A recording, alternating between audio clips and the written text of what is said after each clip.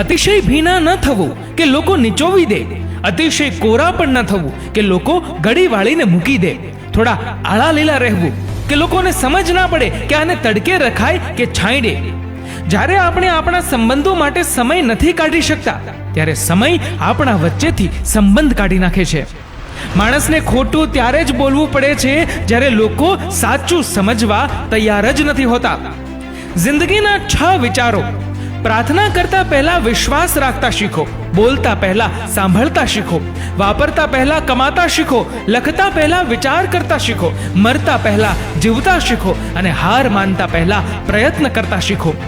જમીન સારી હોય, ખાતર સારું હોય, પણ પાણી જો ખારું હોય તો ફૂલ ખીલતા નથી. તેમ ભાવ સારા હોય, વિચાર પણ સારા હોય, તેમ છતાં વાણી જો ખરાબ હોય તો સદભાવના ફૂલ ખીલતા નથી. ખારું પાણી અને ખરાબ વાણી ક્યારેય ટાઢક આપતા નથી. હંમેશા મજાકમાં થોડી સચ્ચાઈ હોય છે, ખાલી પૂછવામાં પણ જાણવાની ઈચ્છા હોય છે, બેખબરને પણ થોડી ખબર હોય છે, ને મને પરવા નથીમાં પણ થોડી પરવા હોય છે. જ્યારે આપણા હાથની આંગળીના નખ મોટા થઈ જાય ત્યારે આપણે નખ કાપીએ છીએ, આંગળી નહીં. તેવી જ રીતે જો સંબંધમાં કડવાશ આવી જાય ત્યારે આપણે કડવાશ દૂર કરવી જોઈએ, સંબંધ નહીં. પોતાની જાતને કોઈ પણ કામમાં વ્યસ્ત રાખો, કારણ કે વ્યસ્ત માણસને દુઃખી થવાનો પણ સમય હોતો નથી. જેની પાસે ઓછું છે તેને કોઈ પણ સુખી કરી શકે છે, પરંતુ જેને ઓછું જ પડે છે તેને તો ઈશ્વર પણ સુખી કરી શકતો નથી. આપણી પાસે મકાનો ઊંચા છે પણ વિચારો નીચા છે, વાહનો માટે રસ્તા પહોળા છે પણ મનની ગલીઓ સાંકડી બની ગઈ છે, ઘર વિશાળ થઈ ગયા છે પણ કુટુંબ નાના થઈ ગયા છે, ભણતર વધ્યું છે પણ અંતર ઘટ્યું છે, ખર્ચ ધૂમ કરીએ છીએ પણ જરૂરતમંદ લોકોને આપવા માટે આપણી પાસે પૈસા નથી, સુખ સગવડો વધી છે પણ એ માણવા માટેનો સમય ઘટી ગયો છે, આપણી આસપાસની વસ્તુઓ વધારી છે પણ આપણી કિંમત ઘટાડી છે. શબ્દકોશમાં બીજા બધા શબ્દોના અર્થ મળી શકે પણ જીવનનો અર્થ જીવન જીવીને અને સંબંધનો અર્થ સંબંધ નિભાવીને જ શોધવો પડે છે. જ્યારે એક રોટલીના 4 ટુકડા હોય અને ખાવાવાળા 5 હોય ત્યારે જે સૌથી પહેલા બોલે કે મને ભૂખ નથી તે વ્યક્તિ એટલે માં. ના કોઈનું આપેલું મળે, ના કોઈનું છીનવેલું મળે, મને તો બસ મારા નસીબમાં લખેલું મળે.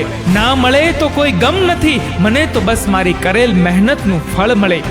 જીત નક્કી હોય તો અર્જુન કોઈ પણ બની શકે સાહેબ, પણ સાલું જ્યારે મૃત્યુ નક્કી હોય અને ત્યારે અભિમન્યુ બનવા માટે તો સાહસ જ જોઈએ. માણસ ભણ્યો કેટલું તે તેના સર્ટિફિકેટ પરથી ખબર પડે છે, પણ સમજણ અને સંસ્કારી કેટલો થયો તે તો ભાઈઓના ભાગ પડે ત્યારે ખબર પડે. મોડું થશે પણ બધું જ બરાબર થશે, આપણને જે જોઈએ છે એ જ મળશે. દિવસો ખરાબ છે, જિંદગી નહીં. માણસોના પણ દસ્તાવેજ બનાવવા જરૂરી છે. ઘણીવાર માણસ બહારથી આપણો અને અંદરથી બીજાનો નીકળે છે. કોઈ કહે છે દુનિયા પ્રેમથી ચાલે છે, કોઈ કહે છે દુનિયા દોસ્તીથી ચાલે છે, પરંતુ અનુભવ થાય ત્યારે જ ખબર પડે છે કે દુનિયા તો મતલબથી ચાલે છે. રોટલી કમાવવી મોટી વાત નથી, પરિવાર સાથે બેસીને ખાવી એ મોટી વાત છે. બધી આંગળીઓ લંબાઈમાં સમાન નથી હોતી, પણ જ્યારે વળે છે ત્યારે બધી સમાન થઈ જાય છે.